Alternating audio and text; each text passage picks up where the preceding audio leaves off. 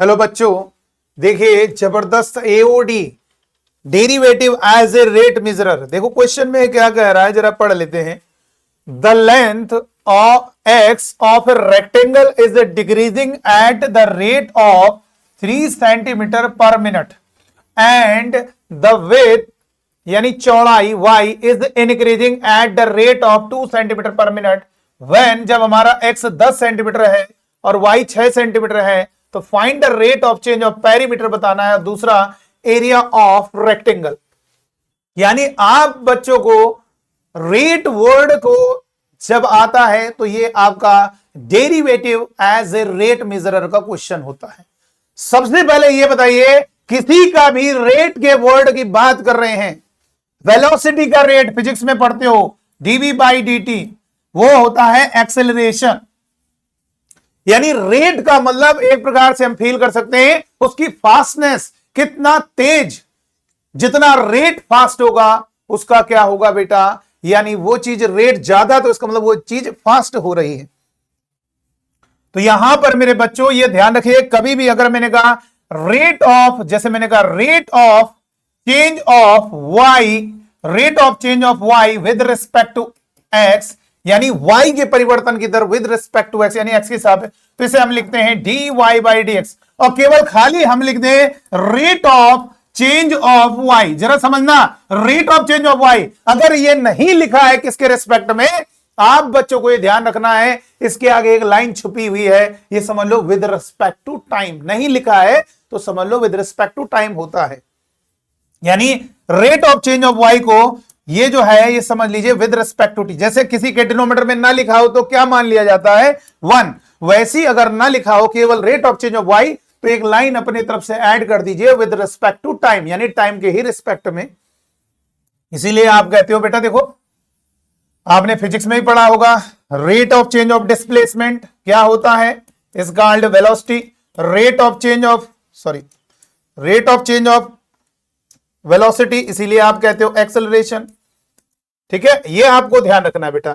और आप बच्चों को ध्यान रखना है, रेट हमें उसकी फास्टनेस को फील कराता है। जितना रेट की वैल्यू ज्यादा आ रही है वो चीज उतनी फास्ट हो रही है, चेंजिंग फास्ट हो रही है। और आपको बता दें, किसी में भी परिवर्तन जो हो रहा है, चेंज हो रहा है, वो दो तरीके का होगा। चेंज का मतलब इंक्रीज भी हो सकता है, डिक्रीज। जैसे मान लीजिए गुब्बारा है, कैसा है, स्फेरिकल है, हमने उसको फुलाना स्टार्ट किया, जैसे गुब्बारे फुलाएंगे तो उसका साइज लगातार बढ़ेगा, यानी वॉल्यूम इंक्रीज होगा, सरफेस एरिया इंक्रीज होगा। इसका मतलब ये हुआ चेंज हो रहा है। मान लो एक गुब्बारा इतना है, हमने उसको लिया हाथ में और धीरे धीरे उससे हवा निकाले तो क्या होगा, वॉल्यूम डिक्रीज होगा, सरफेस एरिया। यानी इसका मतलब चेंजिंग का मतलब ये नहीं है कि इंक्रीमेंट ही होगा, डिक्रीमेंट यानी डिक्रीज भी हो सकता है।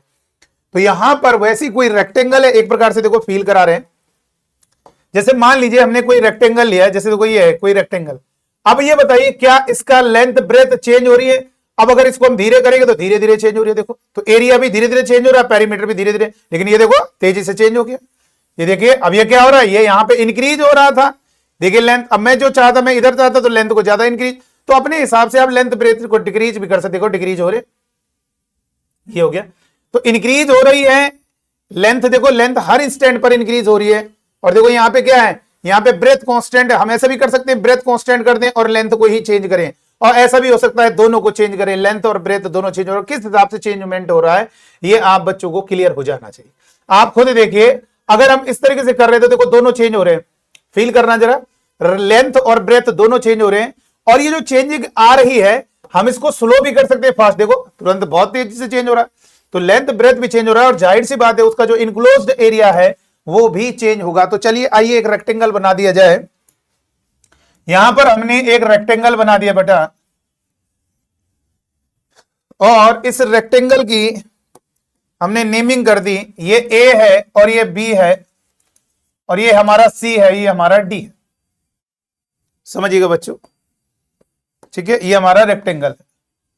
चलो अब ये बताइए, सबसे पहले ये बताइए, इसकी जो लेंथ x है, इसकी लेंथ को x कह रहे हैं, और इसकी जो विड्थ है, विड्थ का मतलब हो गया चौड़ाई y। तो आप ये बताइए, आप बच्चों को ये ध्यान रखना है, इंक्रीज, कोई चीज अगर इंक्रीज हो रही है, अगर मैंने कहा वो 2 सेंटीमीटर पर मिनट से इंक्रीज हो रहा है, तो वो उसका रेट पॉजिटिव होगा। और अगर मेरा कोई चीज डिक्रीज हो रही है एट द रेट, मैंने डिक्रीज कर रही है, तो डिक्रीज का मतलब उसका रेट आपका नेगेटिव होगा। नेगेटिव साइन इंडिकेट करता है वो चीज डिक्रीज हो रही है। जैसे एग्जांपल के लिए हमने यहां पर एक बाल्टी बनाई, देखिए इधर यहां पर एक बाल्टी बनाई, ठीक है, जरा समझिएगा, इसमें कुछ वाटर का लेवल है और सपोज ये प्लास्टिक की बाल्टी है, h हाइट है। अब मैंने क्या किया, इसमें होल कर दिया, छेद कर दिया, तो इससे पानी निकलने लगा। वो डिपेंड करता है कितना बड़ा छेद किया, बड़ा ज्यादा जल्दी पानी खाली हो जाएगा, छोटा सा किया तो धीरे धीरे खाली होगा। तो यहां पर जो dH/dt है, इसकी हाइट का जो पानी का लेवल है वो धीरे धीरे डाउन होगा, तो वो आपका निगेटिव होगा, उसका रेट निगेटिव होगा। निगेटिव साइन आपको इंडिकेट कर रहा है वो चीजें डिक्रीज हो रही है। चलिए ठीक है, एक एग्जाम्पल तो ये है। अब एक और एग्जाम्पल हम आपको और दे रहे हैं, जरा समझिएगा। चलो इसको रहने दीजिए, ये यहीं पर ही रहेगा, इसको हटा दिया जाए। जरा समझिएगा भाई, यहां पर हम आपको एक और चीज समझा रहे हैं, इसे जरा समझिएगा। मैंने आपके सामने एक और डायग्राम बनाया, इसमें एक बाल्टी है, उसमें वाटर का जो लेवल है वो इतना है, कम है, ये लेकिन चेंज हो रहा है। सर कैसे? इसके ऊपर नल लगा हुआ है, इसके ऊपर नल लगा हुआ है और वो से पानी गिर रहा है। अब डिपेंड करता है किस हिसाब से आपने नल खोला है, धीरे से बूंद बूंद टपकेगी तो तब भी भरेगा, लेकिन बहुत डाउन होगा। तो ये क्या होगा इस केस में, जो इसका जो रेट होगा dH/dt जो चेंज होगा वो कैसा होगा, इंक्रीज होगा। चाहे पानी धीमा हो चाहे तेज हो, लेकिन ये हाइट पानी बढ़ेगा। इसमें कोई छेद नहीं है, बस पानी भर रहा है इस बाल्टी के में, तो इसका जो रेट होगा पॉजिटिव होगा। तो इतनी बात क्लियर हुई है। आइए इस क्वेश्चन का सॉल्यूशन देखते हैं कैसे सॉल्व होगा। सबसे पहले ये बताइए क्या कह रहा है, the length x is decreasing. यहां पर बड़ा इंपॉर्टेंट है कि लेंथ हमारी डिक्रीज करी तो उसका रेट क्या होगा, dx/dt। रेट ये ध्यान रखना, डिक्रीजिंग एट द रेट, किसका रेट है, लेंथ का। तो dx/dt वो कितना है, 3 है, वो क्या कर रहा है, डिक्रीज कर रहा है। डिक्रीज मतलब -3 होगा। और उसके बाद विथ का मतलब चौड़ाई, वो क्या हो रही है, उसका रेट क्या होगा, उसका रेट dy/dt। जब नहीं बोल रहा है तो विद रिस्पेक्ट टू टाइम होगा। और ये कितना दिया, इंक्रीज कर रहा है, तो ये प्लस में रहेगा, 2 सेंटीमीटर पर सेकंड। नहीं भी लिखो +2 लिखो ना, केवल, कोई बात नहीं।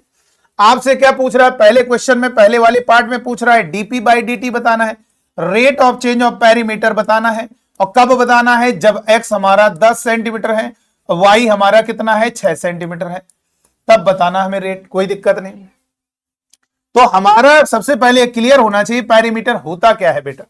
अगर पेरीमीटर की बात करेंगे तो पेरीमीटर होता है 2 times L + B, length plus breadth. Length plus breadth, length आपकी x है, ब्रेथ आपकी y है। तो यहां पर अगर हम dp/dt करेंगे तो डिफरेंशिएट करोगे दोनों तरफ, 2 टाइम्स, और ये कितना होगा, x का डिफरेंशिएट dx/dt और y का डिफरेंशिएट dy/dt। और यहां से कहा जा सकता है कि हमारा dp/dt क्या होगा, जब x 10 है और y हमारा 6 है, यूनिट लिखने की जरूरत नहीं, तो यहां पर x की जगह 10, x जरूरत है ही नहीं, x फंस ही नहीं रहा है, तो dx/dt की वैल्यू रख दो। और dx/dt हमारा यहां पर -3 है और dy/dt हमारा यहां पर +2 है। और यहां पर जब हम 2 का -3 + 2 -1, ये -2 और ये सेंटीमीटर पर मिनट होगा, क्योंकि ये लेंथ है ना पेरीमीटर, तो लेंथ होती है सेंटीमीटर पर मिनट, हो गया, मिनट टाइम दिया हुआ है। तो यहां से बात क्लियर हो जानी चाहिए मेरे बच्चों, यहां से कॉन्सेप्ट क्लियर हो जाना चाहिए। तो अब ये देखेगा, यहां पर ये बताइए ये आ रहा है, तो यहां पर क्या लिखेंगे, यहां पर लिखेंगे देयरफॉर, पहले वाले क्वेश्चन का answer, therefore the perimeter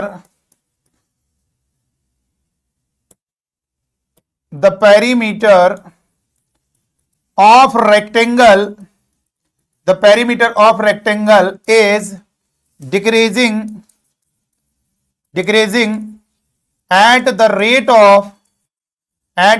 of 2 centimetre पर मिनट। ये हमारा पहले वाले का आंसर हो जाएगा।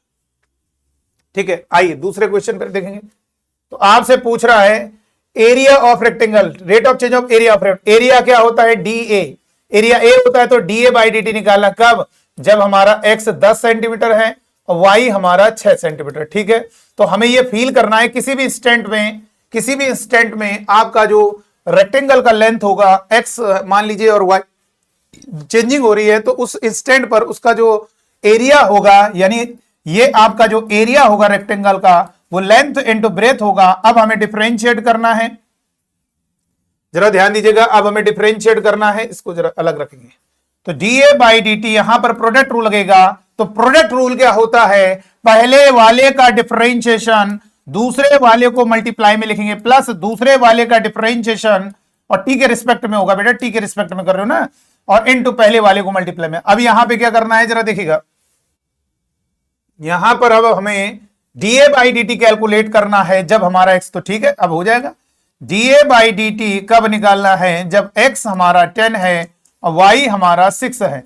तो यहां पर रखेंगे dx बाई डी टी कितना है, देखो यहां से देखो माइनस का 3 और y हमारा 6 है। सर यहां पे क्यों नहीं रखा, रे रखना तो यहां पे भी चाहते, यहां पे x और y कहां फंस रहा है, यहां dx बाई डी टी वो तो हमें मालूम है, रख दिया। यहां पर y और x की जरूरत है तो यहां पे रख दिया। और dy बाई डी टी कितना है मेरे बच्चों, dy बाई डी टी कितना है 2 और x मेरा कितना है 10। तो यहां से मल्टीप्लाई माइनस का 18 प्लस 10 का 2 में मल्टीप्लाई 20 में 18 गया 2, और ये प्लस का है सेंटीमीटर पर मिनट। इसका मतलब ये यहां से नेगेटिव आने से क्या फील हो रहा है, इसका मतलब उसका पेरीमीटर लगातार घट रहा होगा और उसका रेक्टेंगल का एरिया लगातार बढ़ रहा है। इसका मतलब ये हो गया DA by D T, DA by D T कितना होगा, x इक्वल टू कितना होगा 10, y इक्वल टू 6 पर कितना आ रहा है 2 सेंटीमीटर पर मिनट। तो यहां पे क्या लिखेंगे, यहां पर आपको यह ध्यान रखना है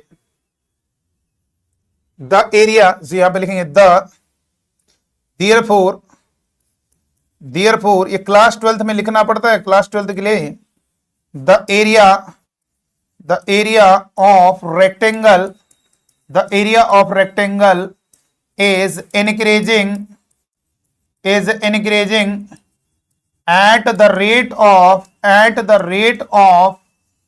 2 सेंटीमीटर पर मिनट। इस मिनट से रेट से ये क्या हो रहा है, एरिया हमारा लगातार इंक्रीज हो रहा है। तो देख सकते हैं कितना जबरदस्त बेहतरीन क्वेश्चन था। तो चलिए आज की वीडियो में इतना ही, थैंक यू।